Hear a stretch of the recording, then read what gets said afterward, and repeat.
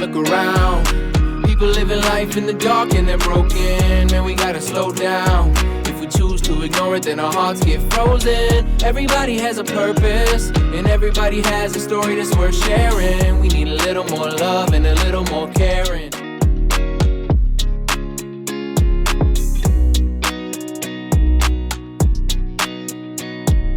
Welcome to the Falls Podcast. I'm your host, Sarah Bartlett, and we're so excited you could join us in the midst of this fun, crazy conversation we already started having. This is my good friend, Jess Luoma, who is also a content contributor and part of the Trinity Alps Media team. And if you have not seen her work already, she's an incredibly talented musician, also known as Fringe. Welcome back to the show. Thank you. It's so good to be here. Yes, so happy to have you. I'm looking at our board over here. Our original whiteboard from the first show. We've got introduce Jess and music at the end, and we don't have a whiteboard for every show now.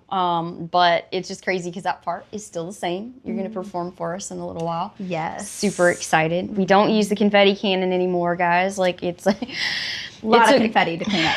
It took me 2 days to clean up after that confetti cannon, and we're still finding confetti everywhere. So my kids definitely went home with some in their pockets. They were very excited about just spreading the love around. Just trying to stuff a little bit more before they left, a little bit more. I'm just glad they took some because then it would have taken me 3 days to clean up if they hadn't have helped me out. Children can be useful. Children are often useful. As it turns out. As it turns out.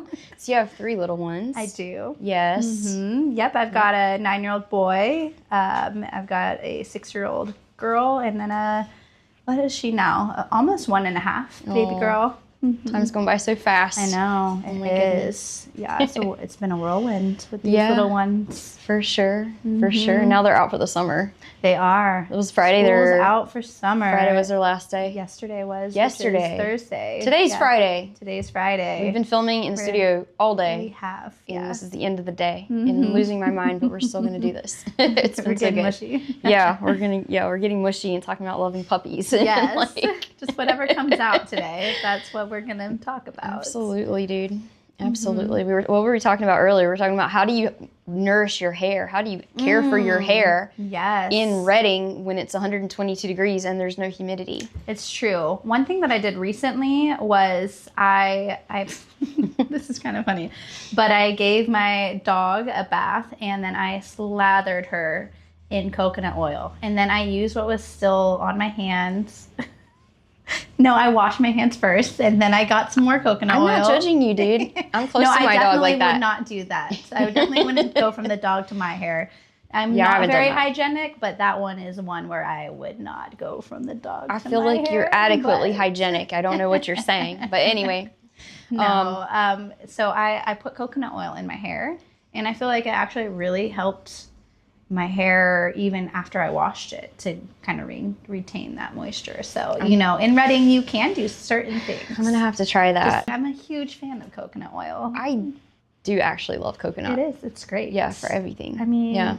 My hairstylist gave me 2 different deep conditioning masks. I think there's coconut oil in one, and she was like, condition and also use the deep conditioning mask. And I'm like, both? And she was like, yeah. I was like, okay. Yeah, I can do that. Whatever you can do to. So I've been doing that because my poor hair. My poor hair is where's the East Coast? Exposed to the sun, so any way that you can coat and protect it. Coat and protect. Yeah, yeah. We need to be wearing hats too over the summer. Yeah, we're a hat crew in here. Yeah, we love our hats. I'm not wearing a hat today. Somebody told me in church. Weird. Yeah, somebody told me in church the other day. They're like, "Where's your hat?" And I'm like, "Oh, you're now the hat girl." Like, why don't I have my hat on? I always have my hat. You normally do. I do. I like a good hat. Yeah, same. Not today though. Let's pivot a little bit. We got some deeper places to go. I mean, yeah, we don't have to, but we probably will, right? Yeah. It's what we always do. It. Yeah. So I mentioned earlier in the show when I introduced you that you contribute content to our website. You used to work for Shasta Thrive and were just deeply involved and still are deeply involved with serving the unhoused community in Redding and Shasta County. And so we have some articles up on our website at trinityalpsmedia.com that you have written. Yeah. And so I was just wondering if you'd want to share some stories that, are in the articles and give us an overview or just some of the highlights of, your time serving the unhoused community here in our area. Yeah, absolutely. Yeah, so when I worked for Shasta Thrive, I was basically assigned to be their journalist, which I really loved because that's what I went to school for and had already had this previous passion for the unhoused community, like we talked on the last podcast. And so it felt like a dream job to me to like be asked to just go out and tell people's stories. And what we did was we basically saw wellness, or like going from unhoused to back in to serving the community as a spectrum. And so I got to tell stories along that spectrum. And so sometimes I would be out in the camps. So you have stories like Anna Beyer, who we met out in the camps. We were doing a little bit of backpack medicine. Is this Masonic, back when Masonic was big, or is this somewhere else? Breslauer. Breslauer, okay. Yeah, so Breslauer had that big encampment kind of back behind like the Health and Human Services Agency and that whole area over there.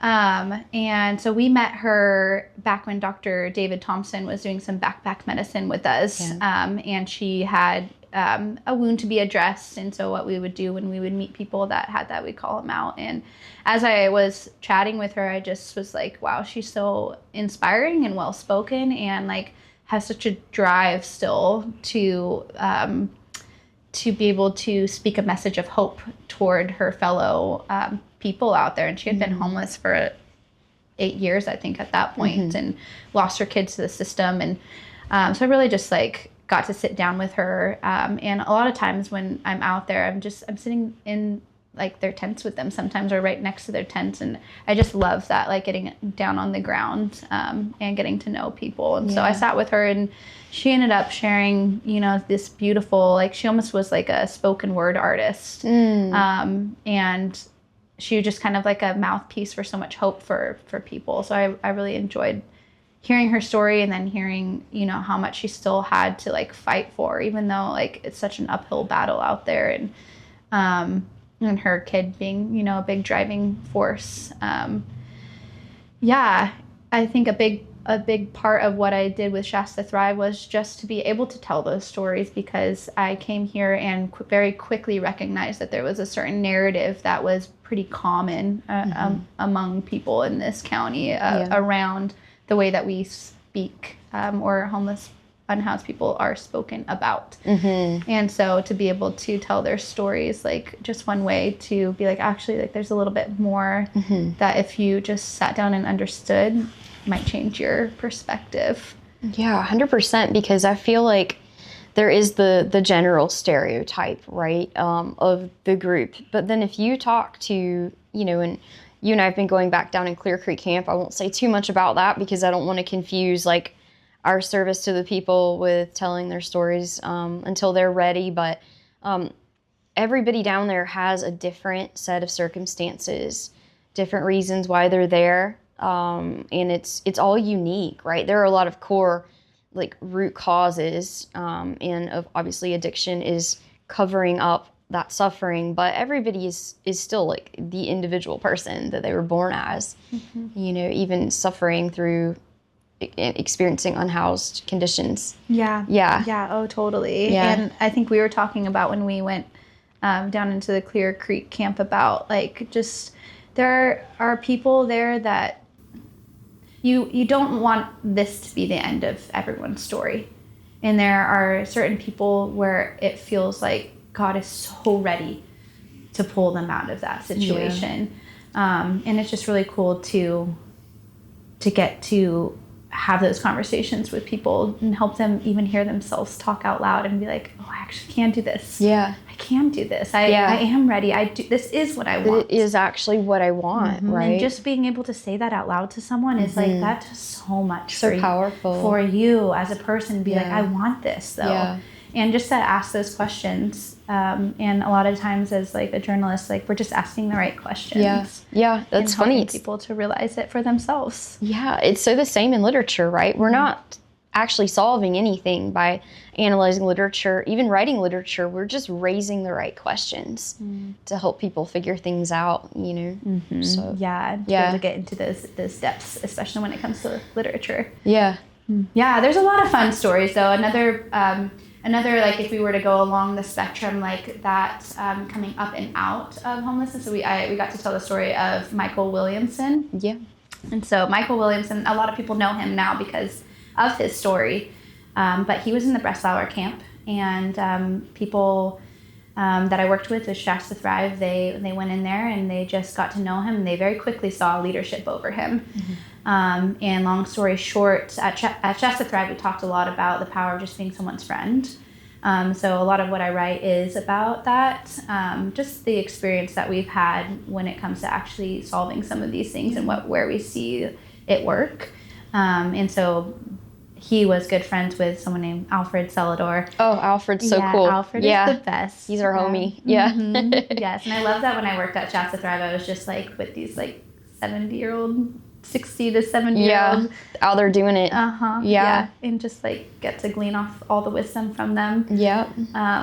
And yeah, so I got to tell his story, and the portion that I filmed with him was when he was in a sober living home. So he'd already gone through recovery, and now he's actually working to serve that same community, in which we just love, a full circle moment for someone. Absolutely. So powerful. Yeah.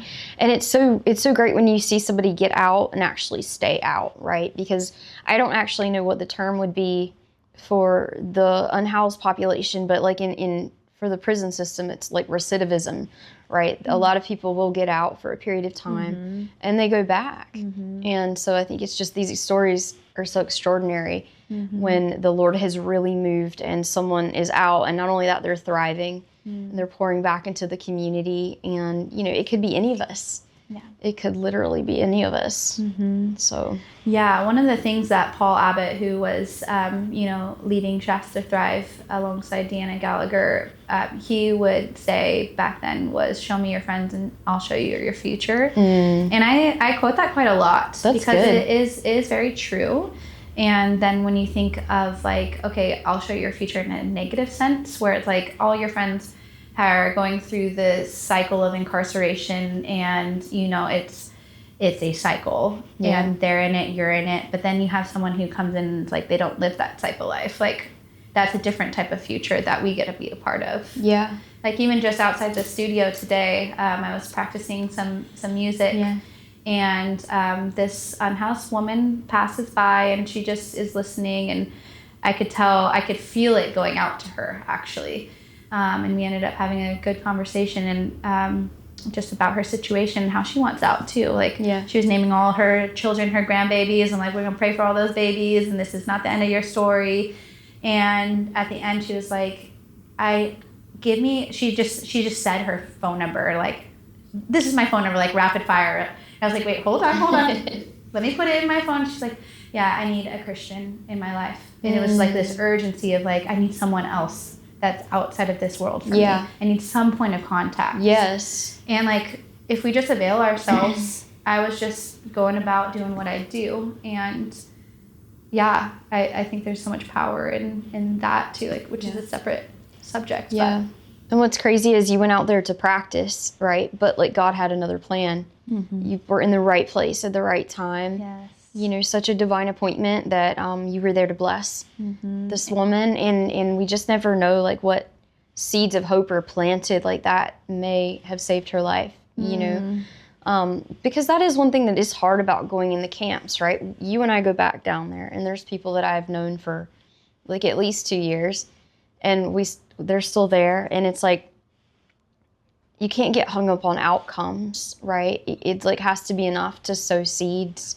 And that's something I've really been wrestling with, is like, okay, like the goal should be that we get everybody out, and the goal should be that we, find a house for everybody, or there's like a discipleship house that can take everybody. And it's like all the things that we want, but it's like, is it enough that a person would meet Jesus in the camps and that it would save their soul? I've been really wrestling with letting go of my own agenda and my own sense of whatever success is this time around, right? Because I was going in the camps for about a year. Clear Creek got pushed out, and so people were really scattered. So I focused more on a discipleship house. But going back, I'm like, okay, I feel like my approach, it wasn't wrong last time, but like, how do I need to pivot? Like, what have I learned? And I do think that like just loving on the people, you know, has to be enough. And that's success, you know, and of course we want more for them. We don't want to leave them down there. We want them to come with us. We want to say, let's take you somewhere where you don't have to sleep outside tonight, you know, but it's like, if they're not ready, they're not ready. Yeah. And we can still like, love them. It's almost like, let's call in the village then at that point. Yeah. Let's trust that when we pray for this person, they're going to encounter another believer at one point or another in time. Yeah. Because this is the village, and the Lord knew that woman would be there. And actually it's like a reciprocal blessing because like I said, when I was singing, like I felt something go from me that is reserved and unique only for a person that's receiving. And my music has a whole different sound to it when it's going out towards someone. Yeah. And it's like this reciprocal thing that happens, and allowing that, like, that was a marking moment, and allowing the marking moments to be the marking moments, and knowing that, like, in our spectrum with our walk with God, like, we have these marking moments in our life too. Oh, yeah. It took God a while to get to me. Yeah. I look back and I'm like, oh, he was trying to chase me down there, there, and there. And I wasn't listening. You know, I mean, I can recognize it for what it was now, but I'm like, wow, he was really trying to help me out of all the difficulty, like the things that I was walking through in early 20s, like substance abuse and all the difficult stuff. And so to say that, you know, we should go, we tell them Jesus loves you, and then they're ready right then. Yeah, it doesn't work that way. It doesn't. Yeah, like you think about your own story, and same here. I would have been exactly. In fact, someone did come to my college dorm and knock on my door and try to tell me that and expect that result, and it was just kind of like a shut the door in their face moment. It's like, almost insulting. Yeah, like, who do you think you are to impress that on my life, right? Free will has to be ready to surrender. Totally. And you never know, like, you could be the person that says that after the seeds have been sown. Exactly. And they are watered and they are and now they're ready. Yeah, which is, it's wonderful to be able to, like, be the one to run the ball in, you know, to the end zone for the touchdown. Oh. But we don't always get to be the one. Have that always. No, sometimes we're just like the one that took a hit back here. Yeah. You know what I'm saying? But eventually it works out and our team wins. And that's the beauty of it, you know. So I love that analogy. I love football, you know. Yeah. I'll be excited for fall. Yes. Yeah. I should say that I love football because I was a cheerleader for so many years. You were a cheerleader? I was. What? I was right there hold on up. the sidelines. Let's get these stories. Did I know about Dude, football? You were a cheerleader. I was. I did not picture that. Okay, I need to hear this. This is fresh to you. For like high school or college or what? Middle school, high school, college. Oh my gosh. It's a sport. I respect it. Yes. I just didn't. Okay, so now I'm being stereotyping. I didn't picture you. How could the hippie be the cheerleader? How could the hippie? I know. I'm like literally realizing right now that I'm breaking down hurtful stereotypes in my own head of what I help people with that. Yeah. So, but no, please share. How was a cheerleader? Yeah. Okay. How did you get into that, and like what was that like? Okay. Let's see. So I grew up in apartment complexes, and there was like a main grass area, and some of the older girls were cheerleaders. And so they would practice their stunts and stuff in the grass, and I'd be like, put me in the air. I want to try this. And so long story short, I got into middle school and I tried out to be on the cheer team, and I was the one that they threw up in the air. Oh my gosh. And I was really like, what's a San Diego way to put it? Squirrely.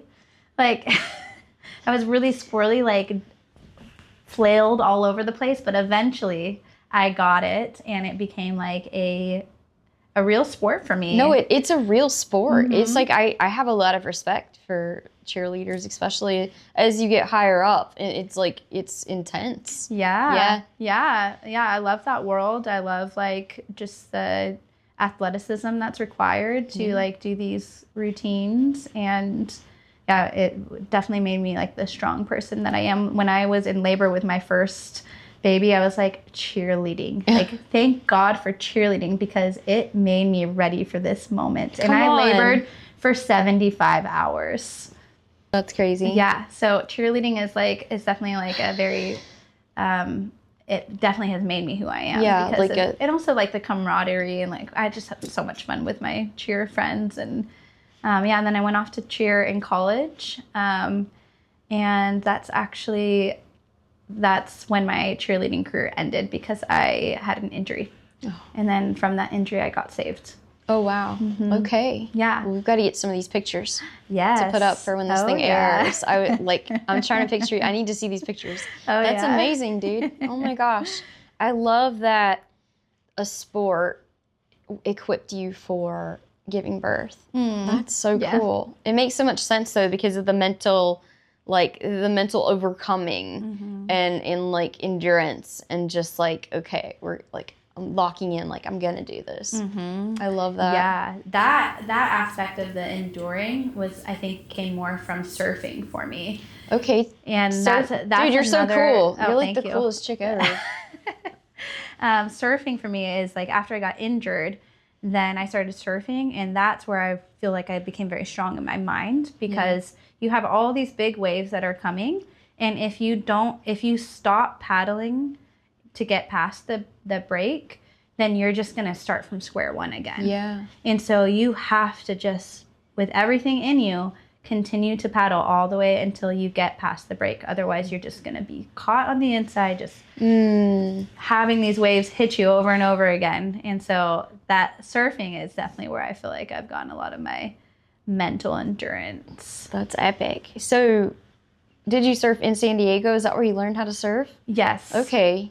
So that's cool. I've only ever surfed on the East Coast, and the waves are smaller over there. So a lot warmer. It's though, the Atlantic gets pretty warm, you know, in like June, July, August. Like North Carolina gets its fair share of pretty good waves. Yeah. I lived in Virginia Beach, and they joke, they're like, there's no waves in Virginia Beach, but there are local surfers, and everybody gets offended if you say there's no waves in Virginia Beach. There are some. Okay. You got to go to Virginia Beach. You got to go to the right places, but North Carolina has better waves. You've got like the Outer Banks, and then like Atlantic Beach and Myrtle Beach, and so I have surfed over there some. So I know what you're talking about getting past the break. But I have not tried to surf out here because I don't have a wetsuit yet. You need a wetsuit. And also the waves are really big, so I'm gonna have to like. Well, I'll just meet you in Santa Cruz and we can go surf together. Okay. All right. Yeah. The Point. I'm actually going to stay near the Point. So in Capitola. So I love watching. Santa Cruz is a great spot.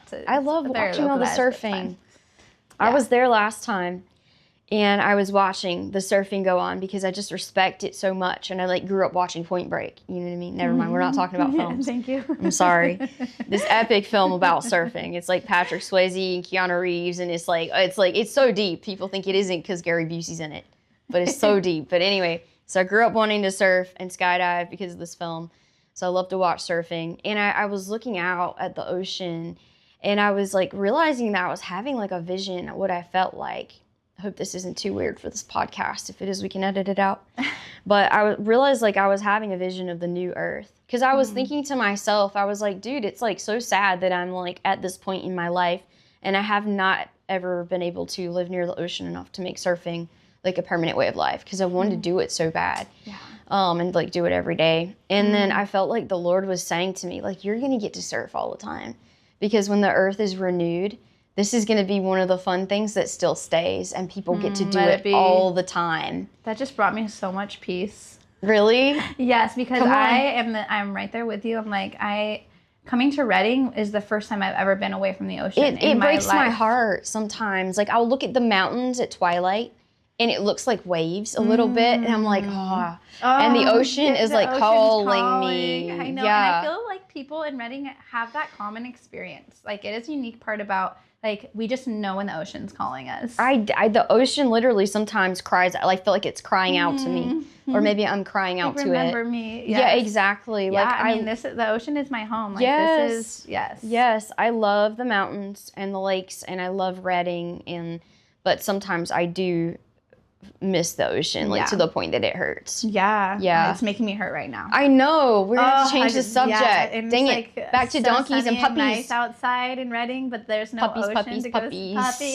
Puppies. Yeah. We can't talk about our longings for the things that we do not have. I know. But I love that promise, though. Like, it did instantly bring me peace. Yeah. I think that is not probably far off. And I hope it's not, at least. I really don't. And I just felt like, oh my gosh, like not only am I going to get to actually surf forever, but it's going to be like on the renewed earth where Jesus has come and restored everything. And not that he can't have authority and things can't be good now, but of course it won't be the same when everything is reconciled and made new. But I was like, oh my gosh, the fun stuff. The stuff that we delight in. And I wonder if we'll still have to work towards that barrel. You know what I'm saying? The barrel? Like, I you mean like paddling out? I wonder, like, in heaven, I don't think that we're just going to be able to go and get barreled first try.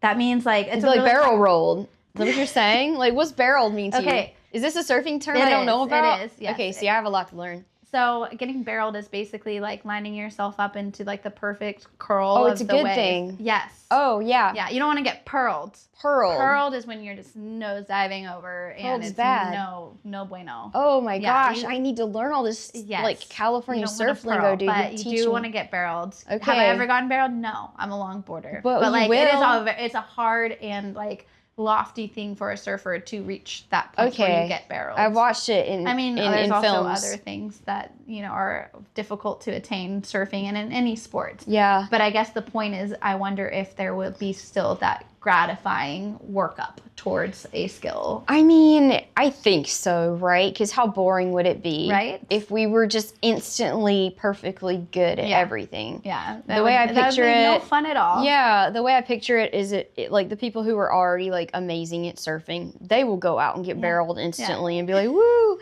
but like get barreled, smack the lid. Those of us that maybe didn't get to do it, maybe I will, before I die. Yeah, who knows? And we'll get to just try the things that we didn't get to try. Exactly. But I still would value the learning process a little bit. Yeah. I mean, I think like the way I picture it, and obviously I don't know for sure, is like the dolphins will be near me because I love animals.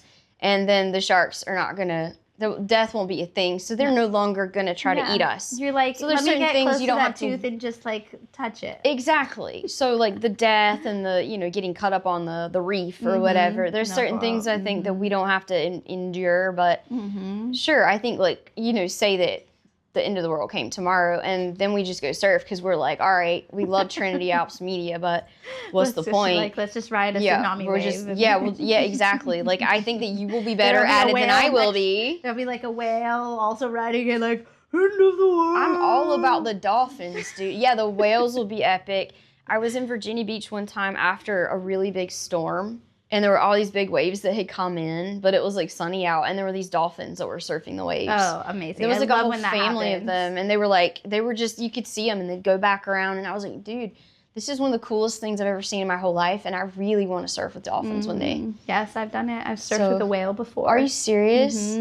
I was out in Ocean Beach in San Francisco, and it was me and one other guy out there, and a whale popped up probably like 25 feet away from us. Is this across from Grand Highway? Yes. Okay, I love that beach. Oh, I love that beach. Yes. Yeah. It is a very difficult surf spot in regards to the paddle out and some days that get really big, but it's a very heavy wave. And so it's very difficult to even get past the break. Get past the break. It is, which is like, I think that was a good reason for me to leave San Francisco and say goodbye to the ocean, because I would have just continued to get injured out there. But I did get to see a whale, and the whale had like barnacle. I could see as close up to it, see all the barnacles. Oh my gosh. Yeah, I think there is something very special about the ocean. That's like, it just puts you in the present. It puts you in the present. Yes. Lots of good like thinking hours out there. Yeah, to me it's like a theater, right? I see it in the terms of like, you're so right. I was thinking about this when I was in Santa Cruz last time, and I was like at the boardwalk, and I'm thinking about how much the real estate along the edge of the ocean costs and just how much people crave to be there. And I'm like, okay, like what is it essentially about human nature that craves to be there? And it was trippy. It was like I was looking at the beach and I'm like, oh my gosh, it literally, and this is my, Renaissance Shakespeare nerd background, but I'm like, this literally looks like a theater and it's like a stage. I love it. And you see the people that are on the beach and they're part of it, but then the ocean and the changing tides and the changing weather patterns and the sunrise, the sunset, all the different things. It's literally like God's theater. And the power and the mystery. And just, there's so many metaphors that you could draw from the ocean that are so close to the nature of God that can really represent it in a way that nothing else quite can. 100%. Dude, we have to plan a trip soon to the beach. I know. I love for the ocean right now. I know. We're just like... It's just rude that we're not there. We're just going to go tomorrow. I'm just going to blow off filming all day. But we do get Whiskey Town Lake, which is a really great substitute in the waterfalls. Oh, I love Whiskey Town. Yeah, I mean, honestly... the serenity of calm waters is also something there, too. I honestly, I feel the same way about Northern California that I feel about the ocean. Like, I know... if I ever moved away, which I'm in Redding indefinitely, I know that the earth here, I would miss it. And it would, like my spirit or my soul would like cry out for it, because the lakes and the mountains, I feel like I'm from here now and it's just so much a part of like this beautiful chapter in my life, however long it is. And I would miss the earth here too. Like That's so good much. Old California. Yeah, got everything. Yep. I love California. I do too. California is a beautiful, beautiful place. It's unlike anywhere else. It truly is. Like just the juxtaposition of the giant trees next to the ocean, next to the cliffs. Like on the East Coast, I love the East Coast, but you do not get all those things put together. So I was always having to choose between giant trees and the ocean, whereas it's like here I can get giant trees and a lake and a mountain and you were really very spoiled by the hand of God and what he did with the nature here. Yeah, and you just go like down the rest of California too and you have different types of the same epicness. Yeah, epicness. I love it. Yeah, it's just more epicness the whole way. Just got to state my love for California because... No, I love California. People love to hate on California and say that, especially right now, that, they're throwing shade on the place that I love. And politically, maybe, but let's focus on the beauty of it. I mean, California is definitely different, right? There's some weird stuff. But I will say, like, I've always had a heart for it. I think it started with reading great novels that were set in California. Like I would read Steinbeck and he's talking about the Salinas River Valley or, so many different films are here. And I feel like there's this overstory here that is quite unique and it's unlike anywhere else in the country. And I think even as a child, I felt very drawn to California and just like the pioneer spirit, the like, the westward expansion, the like, the gold rush, like all the epic stories of how people ended up here. Like, I feel like I came on the backs of the books of the great authors that lived in California and loved it and wrote about it. Hemingway, there's just so much here. And so good. I feel like I was always destined to be here, Well, you were a pioneer. Oh, thanks. We're doing it. Yeah. Yes. So are you. Yeah, there is definitely room and space here to be a pioneer. And I say even specifically in Redding that there is a lot of great pioneer spirits that are here. Yeah. That is an exciting time to be a part of. Yeah, there's grit here. Like the people here are tough and resilient and creative and like spontaneous and like it's down to earth. Anywhere else and down to earth, right? Yes, they're like the salt of the earth. Yeah, it's so good. I have this mushy stuff. I have this theory that FOMO is worse here, and I don't know if this is true or not. I think it is. I think FOMO is worse on the West Coast and in California, And I think it's because there's this overstory of like going to mine for gold and like the gold rush. And it's like, don't miss it. You're going to miss out on the gold rush. Like you have to go there, right? Destiny is calling you there. And so I feel like there's so much in the atmosphere here and in the land and in the stories of the people that everybody came here, even if it wasn't the gold rush, everybody came here for something better, for the folklore that is California, and for the mysticism and the romanticism of what California is. And so I feel like there's this hanging in the air, this FOMO, like if you don't do this, you're missing out, or if you don't do that, you're missing out. And maybe it's because there's so many cool things happening here. But I do think it's like a stronger part of the overstory than the East Coast and the South. That's so interesting. Yeah, I have this I nerd out on this a lot. Yeah. Especially lately. I've just been on it. No, I think that's like as someone who just grew up here and like don't know anything quite different, that makes sense, that I see what you're saying. Yeah.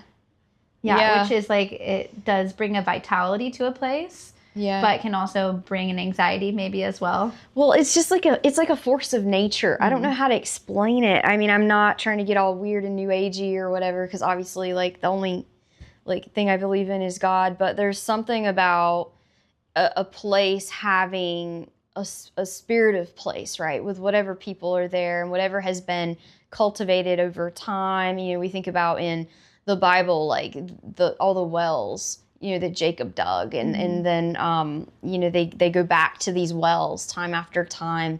And so there's this overstory around the wells in all of the history of the biblical era, and even unto Christ, right? The woman at the well.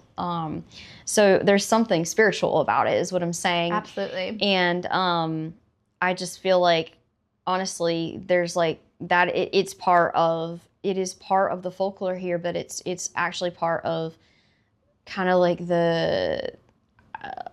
it's the California mysticism. You know, it's like the California atmosphere. Atmosphere, California vibe, California mystique. The mystique. The California mystique is like, be here. California unique. Be here or be square. You're going to miss out. That's you know what I mean? Huh? Something that like that. Probably was said too. Yeah. Be here, be square. Yeah. Yes. I'm like pulling that from like the 1950s or something crazy. But Malcolm Gladwell wrote this book called The Tipping Point. Have you read it? Mm-hmm.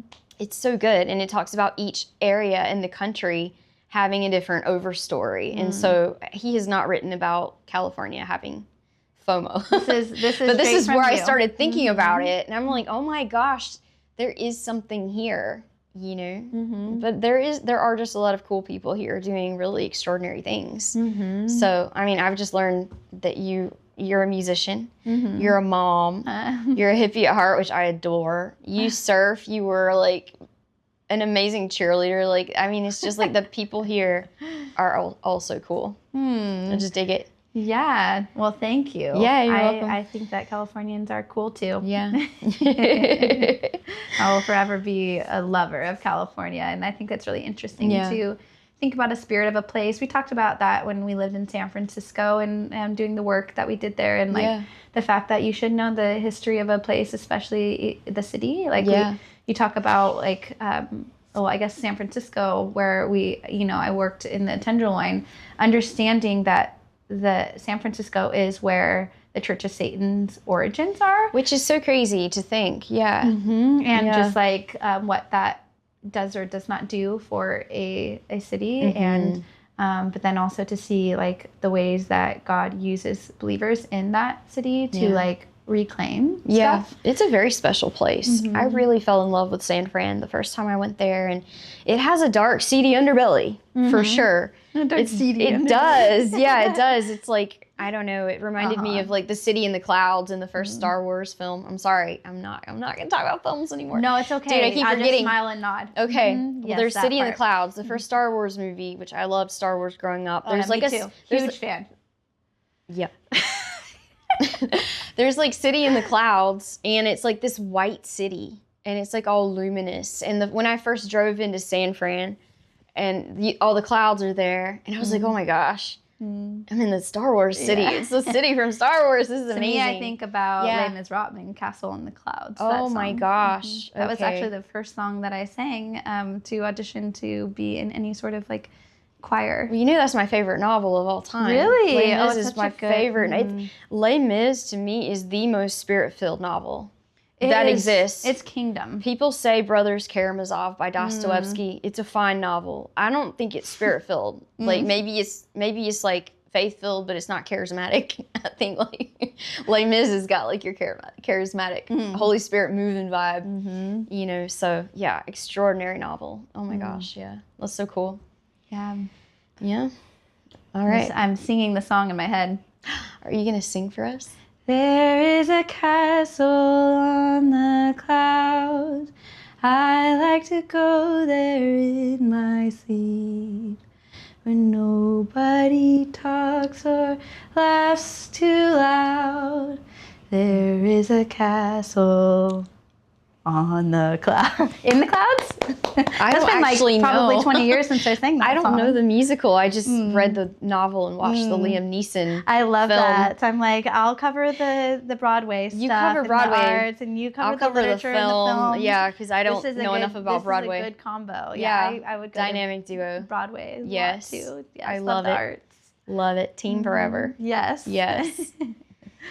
It's been so much fun to work with you. I love working with you. You're one of a kind, and to find another woman that like loves to go down in the camps is like always special. Yeah, so I it's been appreciate really you. sweet to start going out there lately. Yeah, I love it. I would like to talk to you as sort of our last segment about how your music has been influential in serving the unhoused community. Yeah, absolutely. I definitely see, you know, from my injury, that was a time that I picked up the guitar. And so this is your injury from cheerleading? From cheerleading. Okay. Yeah, What was your injury? I tore my ACL. Okay. Frayed my meniscus and bruised the bone and just was totally out. Yeah, and so that put me out, and that's around the time that I had a big pivot in my life, and but I can see how the Lord brought that during that time, and then just being able to play the guitar somewhat has been really cool to be mobile and being able to do worship. And so, I mean, I think referring back to the time that I lived in San Luis Obispo, going to Cal Poly, and I would go out and play my guitar in the park. I think it was within that time where I felt it was enough to play for one person. And if it was only one person, then that would be enough. And I think that was, you know, being out in the park and it being, you know, often unhoused people that would be there as well. Yeah. That was always going to be enough. And so I'd say that like a big heart of why I do music is for those who are suffering. And throughout my time with doing music, I've been able to play in a lot of different capacities. But some of my favorite place to lead worship is not the kindergarten class. No, that is the hardest place to lead worship. It's not in some big stage. It is in the rescue mission of the Tenderloin in San Francisco. Come on. I love that. That was my favorite place to lead worship because you just had the characters. Like, you don't know what you were going to get. Some people would just be lost in the spirit. And like we said about one guy that he was always directing angels because he'd be like in the spirit like doing these things. And I'm just up there like, you never know what you're going to get in here. I love it. But Amazing. it's just always been like so much more life-giving than any other way of being able to share my music is to have it be a blessing and a gift. Yeah. And what I receive as well. Does that answer your question? It totally does. No, that was so good.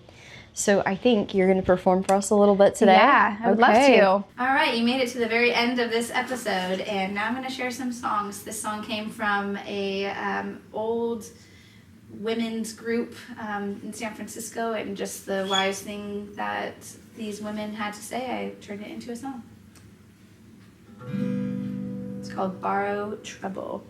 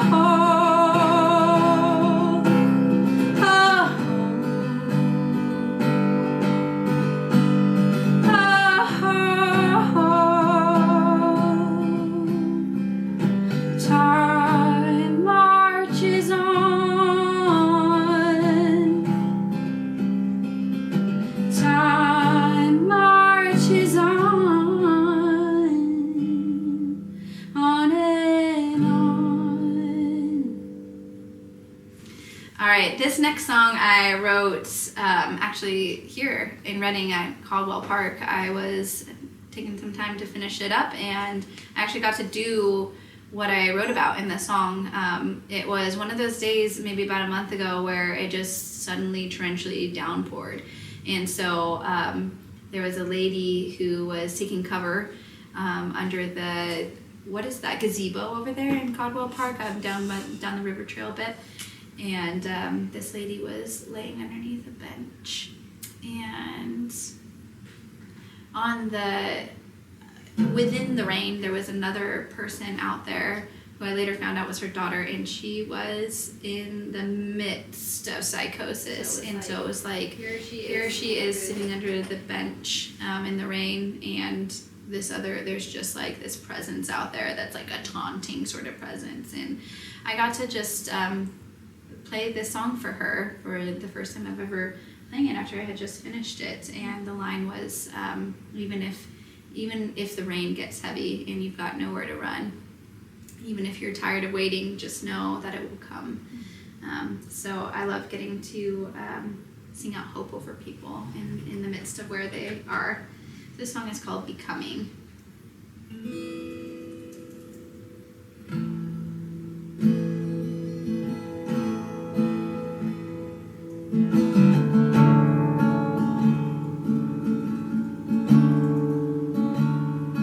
Even when the birds aren't singing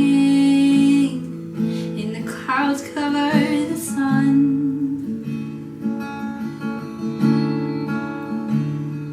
even when the spring's not springing, just know that it will come. And there's beauty in becoming like the sun.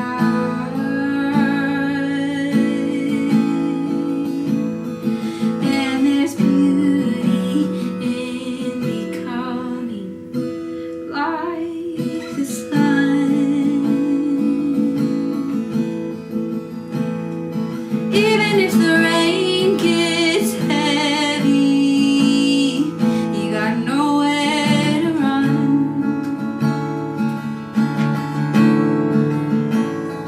Even if you're tired of waiting, just know that it will come. And there's beauty in becoming like the sun.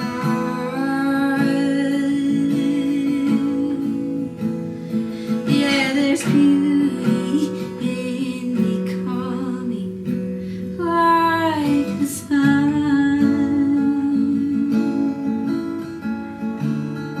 And not my will, but yours be done.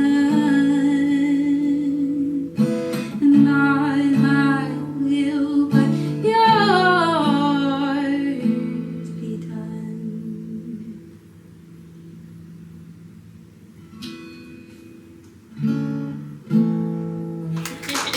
Made it up a little bit there at the end. Oh, I love that. I And love it that it actually actually was something that played out in her life. It's just like the beauty of music and art. Oh my gosh. All right, well, that's our episode. We'll see you guys next week. Bye, Ready?